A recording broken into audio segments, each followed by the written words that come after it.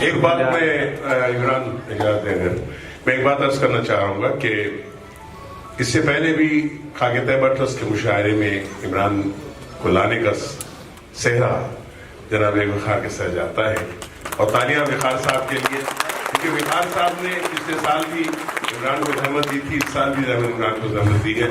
हम इमरान का और वक़ार साहब का दोनों का इस्तेमाल करते हैं।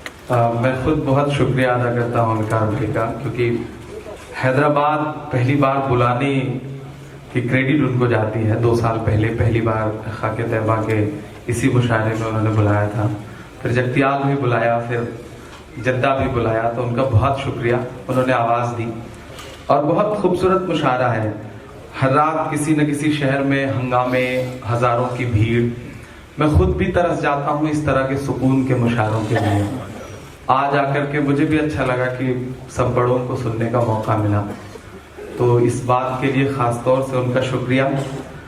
आप थोड़ी देर आपके सामने हूँ, शेरवानी लटकने वाली थी, लेकिन मुझे लग रहा है कि उन्हें मुसलसल देख रहा था तो मुझे लगा कि शेरवानी नहीं, अब तो कुर्ता ही लटकेगा, क्योंकि वो कुर्ता पहनते हैं। और आप उन्हें बहुत मोहब्बत से सुन रहे थे। मैं चाह रहा था कि वो और पढ़ते रहें, क्योंकि मैं तो जवान हूँ, अगले साल भी आ सकता हूँ। बहुत खूबसूरत मुशायरा चल रहा है। जो ऊपर दोस्त बैठे हैं उनसे भी गुजारिश करता हूँ कि उनकी भी शिरकत हो। मैं 4 मिसरों से अपनी बात की शुरुआत करता हूँ और आपसे दुआएं मांगता हूँ कि देशभक्ति कभी न्याय के नाम पर, देशभक्ति कभी न्याय के नाम पर, मुल्क बेचा गया चाय के नाम पर। देशभक्ति कभी न्याय के नाम पर, मुल्क बेचा गया चाय के नाम पर। आज इंसान खुद जानवर हो गया, जान लेता है वो गाय के नाम पर, जान लेता है वो गाय के नाम पर। बहुत शुक्रिया। मुसलसल जश्न आज़ादी के कई मुशायरे और बहुत थका साहब, बहुत कई सफ़र और बहुत लंबा पढ़ के थोड़ा थका हुआ बीमार साहब के बीच हाजिर हुआ हूँ, क्योंकि वक़ार भाई का हुक्म जो है वो बिल्कुल मलकुल मौत के हुक्म जैसा होता है, कोई टाल वाल नहीं सकता, तो हाजिरी है। लेकिन किसी का एक शेर है कि मोहब्बत का अगर इम्कान होता तो घर में मीर का दीवान होता, तेरी महफिल में आकर सोचते हैं ना आते तो बड़ा नुकसान होता। तो बहुत अच्छा भी लग रहा है। मैं 4 मिसरे पढ़ता हूँ, कोशिश करता हूँ कि मुशायरे का ये आखिरी लम्हा है, एक बहुत बुजुर्ग शख्सियत को सुनना है, तो थोड़ा सा उनके लिए मैं माहौल बना सकूं, ताकि आप उन्हें आज बहुत दिल से सुन सकें। मैं 4 मिसरे पढ़ता हूँ। पिछले दिनों एक वेटिंग टिकट था, वो RAC तक आया लेकिन कंफर्म नहीं हुआ। मैं 4 मिसरे पढ़ रहा हूं, सुनेगा कि तेरी शोला बयानी से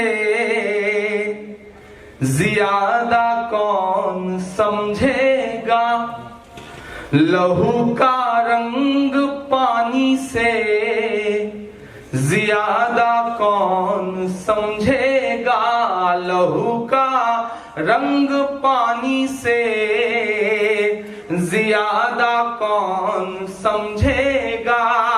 आज कुदरत की लाठी में कहाँ आवाज होती है,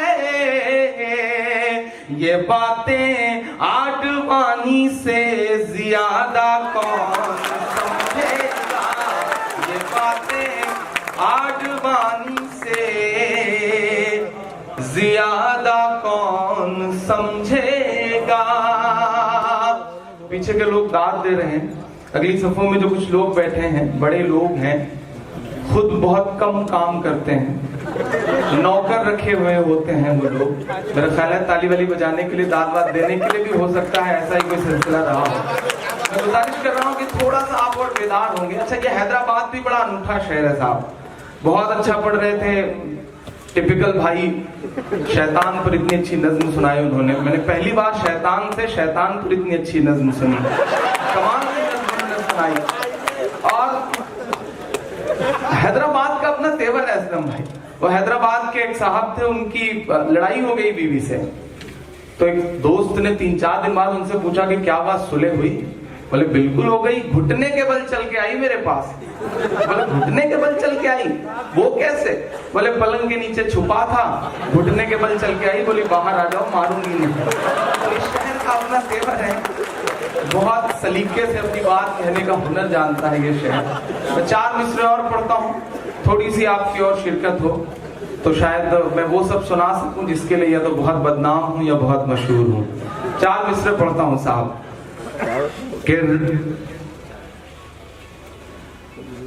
4 मिसरे पढ़ता हूं कि तुम निगहबान बन कर जियो तो सही, सच की पहचान बन कर जियो तो सही।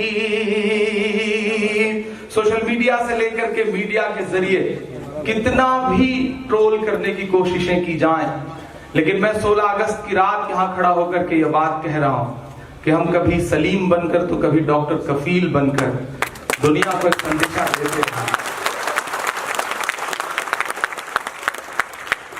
मुझे अफसोस है कि एक सलीम 53 अमरनाथ यात्रियों की जान बचा लेता है, लेकिन एक पूरी भरी ट्रेन एक जुनैद की जान नहीं बचा पाती। हालात बदले हैं, बहुत बदले हैं, लेकिन इस्लाम की 1400 सालों की तारीफ उठा के देखेंगे तो कहीं ना कहीं दुश्वारियों से बड़ा गहरा रिश्ता भी रहा है। मैं 4 मिसरे पढ़ रहा हूं, पहुंचिएगा तो दुआएं दीजिएगा कि सच की पहचान बनकर जियो तो सही, तुम निगहबान बनकर जियो तो सही, तुम निगहबान बनकर जियो तो सही। ये जमाना अदब से झुकाएगा सर, तुम मुसलमान बनकर जियो तो सही, तुम मुसलमान बनकर जियो तो सही, तुम मुसलमान बनकर जियो तो सही। वाजिद भाई ने बहुत अच्छे 4 मिसरे पढ़े थे। एक ऐसे शख्स पर जो रात के 4:30 बजे मेरा ख्याल है कि ओवर ड्रिंक की वजह से एक ट्वीट कर देता है। आज हालात मुल्क में ऐसे हो गए हैं, जो कुछ नहीं कर रहा है वो ट्वीट कर रहा है, और जो ट्वीट कर रहा है वो कुछ नहीं कर रहा है। लेकिन मजे की बात यह है कि इजराइल जा करके मुंबई अटैक में बचे हुए एक बच्चे की तस्वीर अपने साथ खींच करके ट्वीट करके पूरी दुनिया को एक अजीब सा पैगाम देने वाले हमारे देश का प्रधानमंत्री गोरखपुर में ढेर सारे बच्चों की मौत पर एक भी ट्वीट नहीं करता। मैं उस दिन सोच रहा था 14 की शाम के मासूमों के खून के धब्बे यूं दामन से धोएंगे, लगता है मोदी जी सीधे लाल किले से रोएंगे। लेकिन रोए भी नहीं इस बार, किस तरह से बेहिसी घर करती जा रही है। लेकिन इस तरह के ट्वीट पर हम जिस तरह रिएक्ट करते हैं, मुझे लगता है कि उस तरह हमें रिएक्ट नहीं करना चाहिए, क्योंकि हिंदुस्तान एक बहुत खूबसूरत सा मुल्क है। हमसे आपसे ज्यादा तमाम अमन पसंद लोग खड़े हो जाते हैं गैर मजहबों के इस तरह के लोगों की आवाज बंद करने के लिए। मैं 4 मिसरे पढ़ता हूं साहब कि रब की राहों में फरियाद तो कीजिए, मुश्किलों में उसे याद तो कीजिए, मुश्किलों में उसे याद तो कीजिए। ये ज़माना अदब से झुकाएगा सर, रब की राहों में फरियाद तो कीजिए, मुश्किलों में उसे याद तो कीजिए।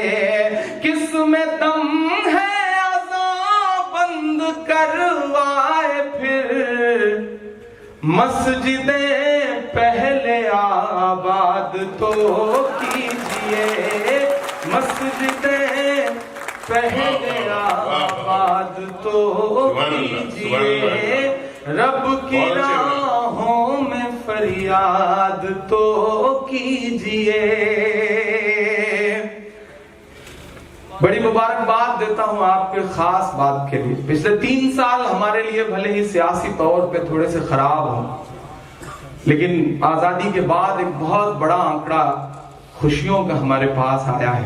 अल्हम्दुलिल्लाह 50 बच्चों ने इस बार यूपीएससी क्लियर किया है, 50 IAS IPS, बहुत बड़ा आंकड़ा है। सलाम करूंगा मैं अपनी कौम में इस बेदारी को कि हमने ये महसूस कर लिया है कि सिर्फ सियासी रहनुमाई से हल नहीं निकलने वाला है।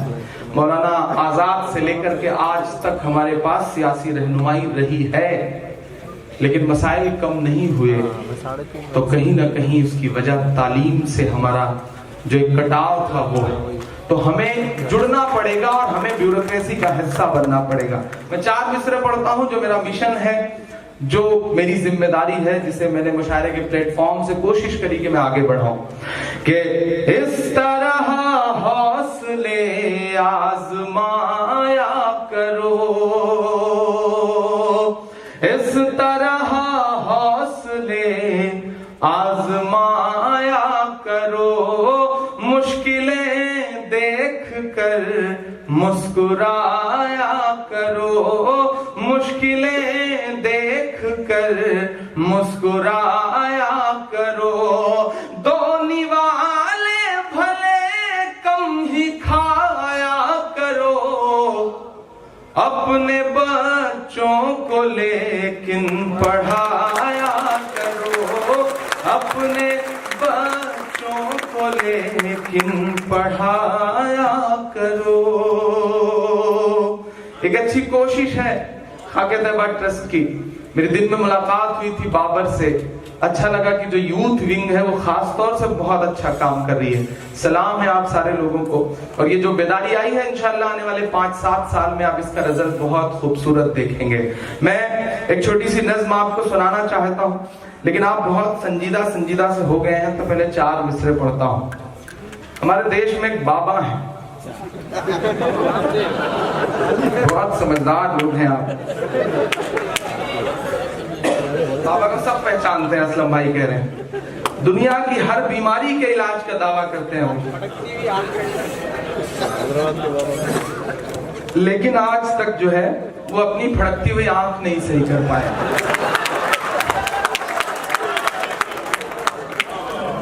आप समझ गए होंगे, मैं नाम नहीं लूंगा, नहीं आप जान जाएंगे कि मैं बाबा रामदेव जी की बात कर रहा हूँ।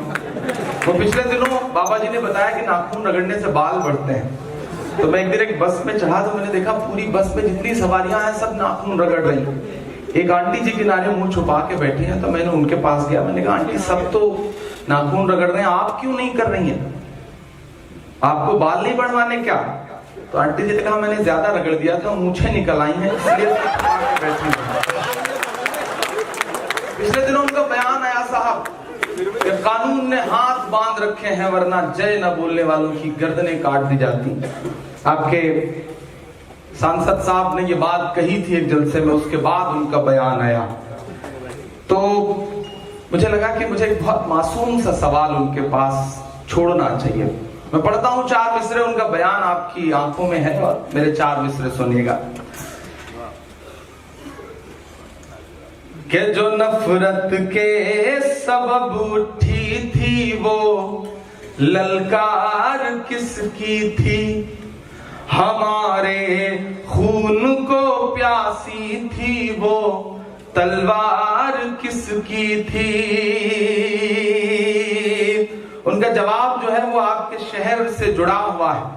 आपके सांसद साहब के बयान के बाद आया, तो मैं पूरे हैदराबाद की तरफ से ये मिसरे पहुंचाता हूं आपकी दुआओं के साथ कि जो नफरत के सबब उठी थी वो ललकार किसकी थी, हमारे खून को प्यासी थी वो तलवार किसकी थी, हमारी गर्दने मत काटिए बस ये बता दीजिए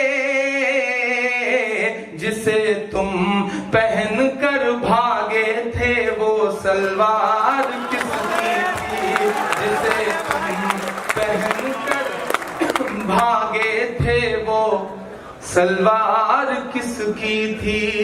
आजकल पतंजलि वाले जीन्स बनाना शुरू कर रहे हैं। मुझे हैरत है कि जिनकी जान सलवार पहनने से बची वो जीन्स बना रहे हैं। उन्हें तो सलवार बनाना चाहिए मेरा ख्याल है। मैं 4 मिसरे और पढ़ता हूँ साहब कि कभी ना होगी बंद अजान, कभी ना होगी बंद अजान। थोड़ा सा आपकी बेदारी मिले, ऊपर के साथियों की भी गुजारिश कि थोड़ा सा आप और बेदार हो।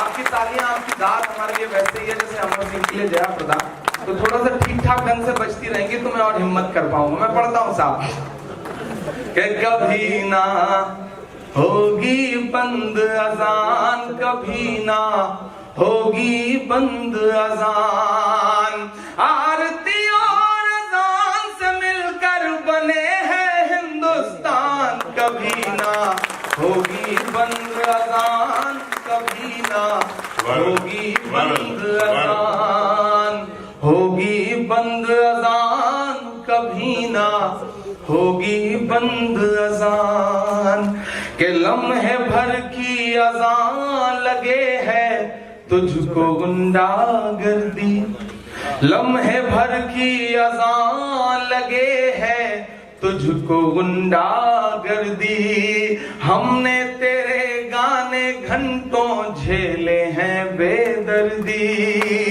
हमने तेरे गाने घंटों झेले हैं बेदर्दी, के लम्हे भर की अजान लगे है तुझको गुंडागर्दी, हमने तेरे गाने घंटों झेले हैं बेदर्दी, के गायक बाबू बेहद नालायक है तेरा बयान, कभी ना होगी बंद अजान, कभी ना होगी बंद अजान, होगी बंद अजान, कभी ना होगी बंद अजान।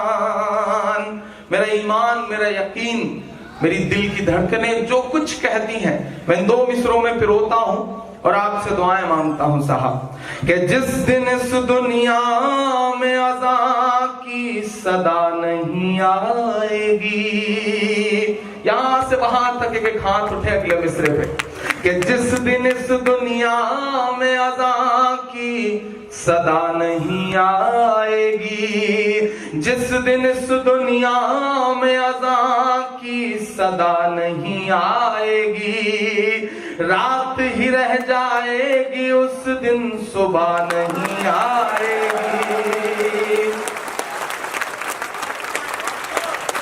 कि जिस दिन इस दुनिया में अज़ां की सदा नहीं आएगी, रात ही रह जाएगी उस दिन सुबह नहीं आएगी, कि अल्लाह तुझे हिदायत दे दे,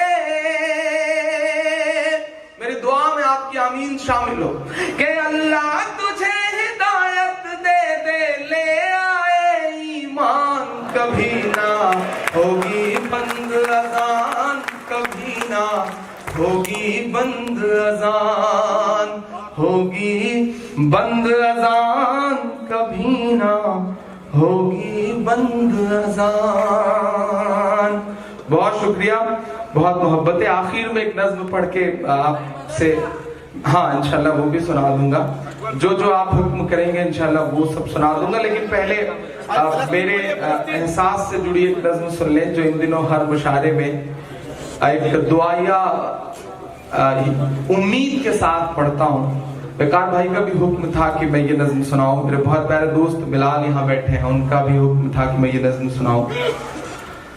एक माँ जो तकरीबन 7 महीने से दिल्ली के जंतर मंतर पर, तो कभी राजपथ पर, तो कभी होम मिनिस्टर की चौखट पर, तो कभी जेएनयू के एड ब्लॉक पर बैठ के चीख चीख करके रो करके ये कह रही है कि मुझे मेरा बेटा वापस कर दो, मुझे मेरा लाल वापस कर दो, मुझे मेरा नजीब वापस कर दो। मैं एक नज़्म सुनाता हूं। एक ऐसा बच्चा जो जेएनयू में एडमिशन लेता है एमएससी करने के लिए, और एबीवीपी के कुछ लफंगों से उसकी लड़ाई होती है। वो उसे पीटते हुए हॉस्टल में ये कहते हैं कि इसे 72 हूरों के पास भेज दिया जाए। दूसरे दिन दोपहर से वो बच्चा गायब है, और जेम्स बॉन्ड की तरह भोपाल के अंडर ट्रायल कैदियों को तलाश करके 8 घंटे 10 घंटे में मार देने वाली पुलिस आज तक सुराग नहीं लगा पाई है। अब तो मामला सीबीआई के पास है। मैं हर रात किसी न किसी मुशायरे में इस दुआ के साथ इस नज़्म को पढ़ता हूँ कि अल्लाह करे कि अगली सुबह उस माँ से उसका बेटा मिल जाए और फिर कभी दोबारा मुझे ये नज़्म पढ़ने की जरूरत ना पड़े। मैं पढ़ता हूँ। अब बहुत तबीयत खराब सी है, खूब सारा बुखार है, लेकिन मैं कोशिश कर रहा हूँ आपकी दुआएं शामिल होगी तो मुझे हिम्मत मिलेगी और मैं पढ़ सकूंगा। मैं पढ़ता हूँ साहब। सुना था कि बेहद सुनहरी है दिल्ली, समंदर सी खामोश गहरी है दिल्ली। सुना था कि बेहद सुनहरी है दिल्ली, समंदर सी खामोश गहरी है दिल्ली। मगर एक माँ की सदा सुन न पाए, मगर एक माँ की सदा सुन न पाए, तो लगता है गूंगी है बहरी है दिल्ली। सुना था कि बेहद सुनहरी है दिल्ली, समंदर सी खामोश गहरी है दिल्ली। मगर एक माँ की सदा सुन न पाए, तो लगता है गूंगी है बहरी है दिल्ली। वो आंखों में अश्कों का दरिया समेटे, वो उम्मीद का एक नजरिया समेटे। वो आंखों में अश्कों का दरिया समेटे, वो उम्मीद का एक नजरिया समेटे। यहाँ कह रही है वहाँ कह रही है, तड़प कर के ये एक माँ कह रही है कि नहीं पूछता है कोई हाल मेरा, नहीं पूछता है कोई हाल मेरा। कोई ला के दे दे मुझे लाल मेरा, कोई ला के दे दे मुझे लाल मेरा, कोई ला के दे दे मुझे लाल मेरा। मैं गया था मिलने उस माँ से। अब यकीन करें कि इन्हीं कंधों पर उस माँ के आंसू इतने थे कि न मेरे पास लफ्ज थे चुप कराने के लिए और न कुछ कह पा रहा था मैं।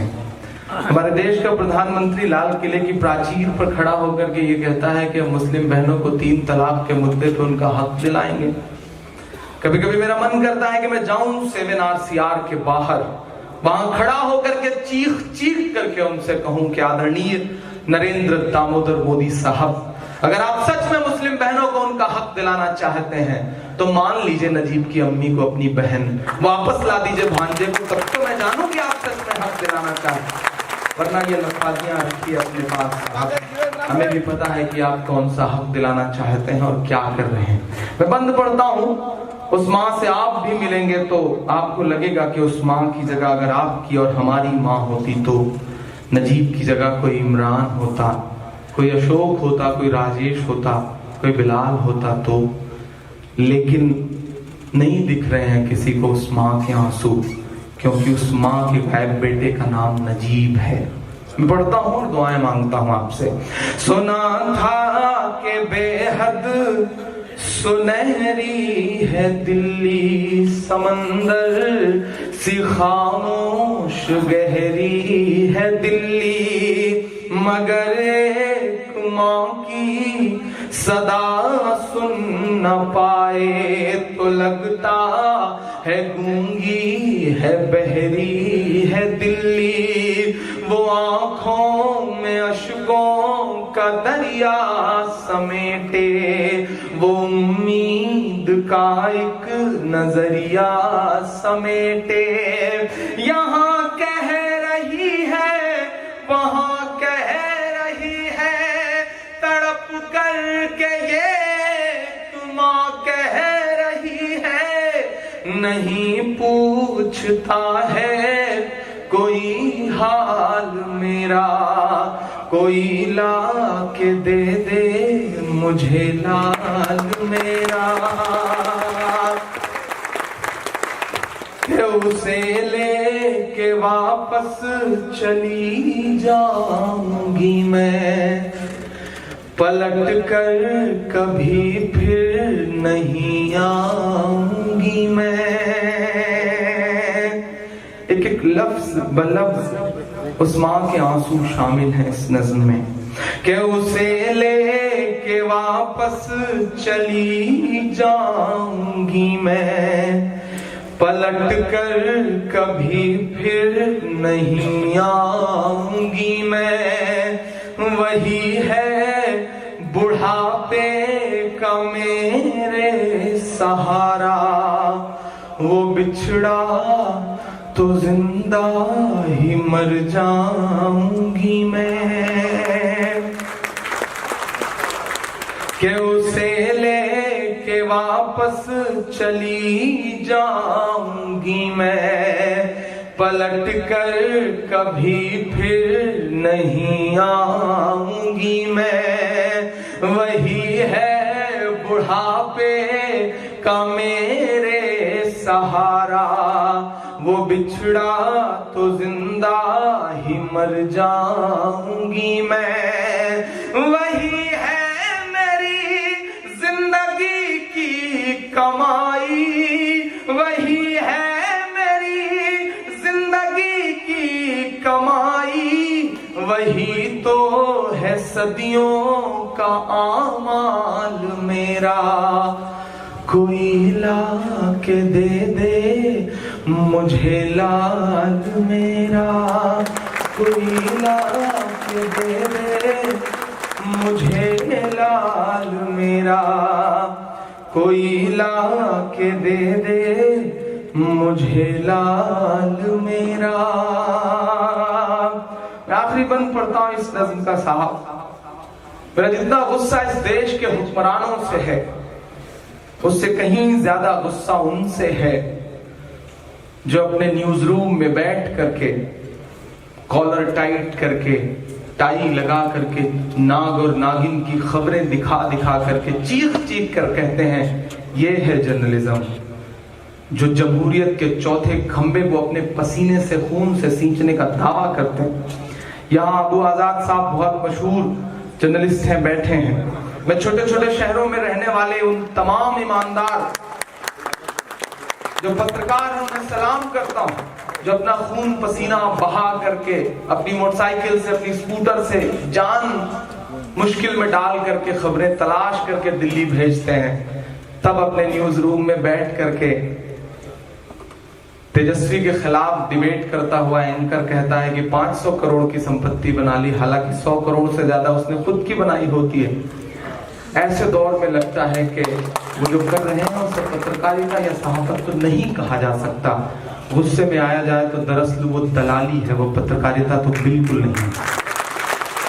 मैं सलाम करूंगा चंद ऐसे लोगों को, मैं सलाम करता हूं रवीश कुमार को, मैं सलाम करता हूं पुण्य प्रसून वाजपेयी को, मैं सलाम करता हूं निधि राजदान को, अभिसार शर्मा को, ऐसे लोग जो थोड़ा बहुत उम्मीद बांधे हुए हैं, जिंदा रखे हैं उम्मीद। मैं 2 मिसरे उनके नाम पढ़ता हूं। मेरा गुस्सा है जो इन मिसरों में ढल गया है। उन्हें सब कुछ दिख रहा है लेकिन अपने न्यूज रूम से 4 किलोमीटर दूर एक तड़पती मां के आंसू नजर नहीं आ रहे हैं। क्यों? सिर्फ इसलिए क्योंकि वो अपने आप के सियासी आका के लिए मुश्किल का सबब है। मैं पढ़ता हूं साहब कि ये टीवी के एंकर कहां मर गए हैं। अब मेरा गुस्सा आपके गुस्से जैसा हो तो आपकी दुआएं शामिल हो मेरे साथ, क्योंकि मैं जानता हूं मैं बहुत मुश्किल काम कर रहा हूं। मुझको जालिम का तरफदार नहीं लिख सकते, कम से कम वो मुझे लाचार नहीं लिख सकते। जहां हथेली पे लिए बोल रहा हूं जो सच, उसको इस देश के अखबार नहीं लिख सकते, उसको इस देश के अखबार नहीं लिख सकते। बड़ा मुश्किल दौर है असलम भाई। ये सच बात है कि आज के दौर में सच बोलने वाली हर जुबान बंद कर दी जा रही है। ये सच है कि हम जिनकी तरफ उम्मीद लगाए बैठे थे कि साहब आने वाले 2019 में हो सकता है कि वो चेहरा बने उस तानाशाह के मुकाबिल, वो तक धराशायी हो जा रहे हैं, वो तक बिक जा रहे हैं। सोशल मीडिया पे चुटकुले ट्रेंड कर रहे हैं कि उसने मुझे धोखा दिया, इसका ट्रांसलेशन करें, तो लोग जवाब में लिख रहे हैं कि ही नीतीश दुमी। ये हालत हो गई है। ऐसे दौर में जब कोई बोलने को तैयार नहीं है, हमें लगता है कि जो इस पार बैठे हुए लोग हैं ये अपनी ईमानदारी से जिम्मेदारी निभा रहे हैं। इसलिए तमाम कलमकारों के लिए एक जोरदार ताली आपकी तरफ से बननी चाहिए। ऐसा दौर है जब सच की उम्मीद मर रही है, ऐसा दौर है जब हर आदमी सोचता है कि कौन मुश्किल मोल ले। लेकिन मैं सबकी तरफ से ये कहता हूं कि जो कहते हैं इस आंधी में पर ना तोला जाएगा, जो कहते हैं इस आंधी में पर ना तोला जाएगा, जो इस बात पे खुश हैं हमसे लब ना खोला जाएगा, उनसे कहो हम तूफानों से डरने वाले लोग नहीं, कातिल को मरते दम तक कातिल ही बोला जाएगा, कातिल को मरते दम तक कातिल ही बोला जाएगा। मैं पढ़ता हूँ साहब और दुआएं मांगता हूँ आपसे कि ये टीवी के एंकर कहाँ मर गए हैं। जो लफ्ज है उस पर दुआएं मिले आपकी कि ये टीवी के एंकर कहाँ मर गए हैं, ये गांधी के बंदर कहाँ मर गए हैं, ये टीवी के एंकर कहाँ मर गए हैं, ये गांधी के बंदर कहाँ मर गए हैं। मेरी चीख और मेरी फरियाद कहना, ये मोदी से एक माँ की रुदाद कहना। वो अमेरिका जाते हैं तो फेसबुक के ऑफिस में जा करके अपनी माँ को याद करके लाइव कैमरे के सामने रोते हैं। अच्छा लगता है कि चलो उस शख्स के सीने में दिल है जो माँ को याद कर रहा है। वो बिन बुलाए मेहमान बन के पाकिस्तान में उतरते हैं तो नवाज शरीफ साहब की माँ के पैर छूते हैं, तो अच्छा लगता है कि हिंदुस्तानी तहजीब दुनिया के सामने रख रहे हैं। लेकिन कभी कभी मन करता है कि उनसे कहा जाए कि मोदी साहब आपकी और नवाज शरीफ की मां के अलावा भी दुनिया में माएं हैं। फजा में उड़ रहे जहरीले जुगनू क्यों नहीं दिखते, फजा में उड़ रहे जहरीले जुगनू क्यों नहीं दिखते, किसी भी हादसे के सारे पहलू क्यों नहीं दिखते। जो मां को याद कर परदेश में आंसू बहाता है, उसे अखलाक की अम्मी के आंसू क्यों नहीं दिखते, उसे अखलाक की अम्मी के आंसू क्यों नहीं दिखते। तो मैं मिसरे पढ़ता हूँ और आपसे दुआएं मांगता हूँ साहब कि मेरी चीख और मेरी फरियाद कहना, ये साहिब से एक माँ की रुदाद कहना। मेरी चीख और मेरी फरियाद कहना, ये साहिब से एक माँ की रुदाद कहना, कहीं झूठ की शख्सियत बह न जाए। तमाम माए, 40 से ज्यादा लोग मारे गए हैं मॉब लिंचिंग में। एक भीड़ है, दरअसल वो मॉब लिंचिंग नहीं, मोबलाइज लिंचिंग है। एक एजेंडा काम कर रहा है, किसी को भी पकड़ के मार दे रही। मैं तमाम माओं के आंसुओं को शामिल करता हूं कि कहीं झूठ की शख्सियत बह न जाए, ये नफरत की दीवार छत बह न जाए।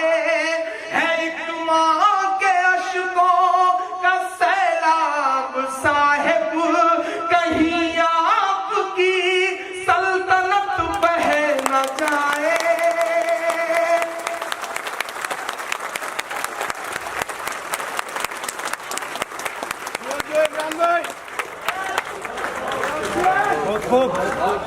कहीं झूठ की शख्सियत बह न जाए, ये नफरत की दीवार छत बह न जाए।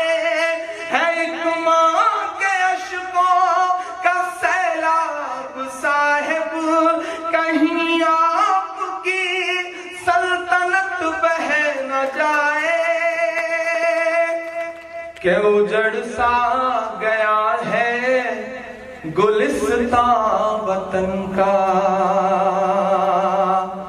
जुल्म था इससे पहले, ज्यादती भी थी इससे पहले, लेकिन जो नंगई सड़कों पर उतर आई है ना, इसके खिलाफ आवाज तो उठानी पड़ेगी, बोलना तो पड़ेगा, वरना आने वाली नस्लों को हम शायद वो हिंदुस्तान नहीं दे सकेंगे जो हमारे वालिदैन ने हमें दिया था।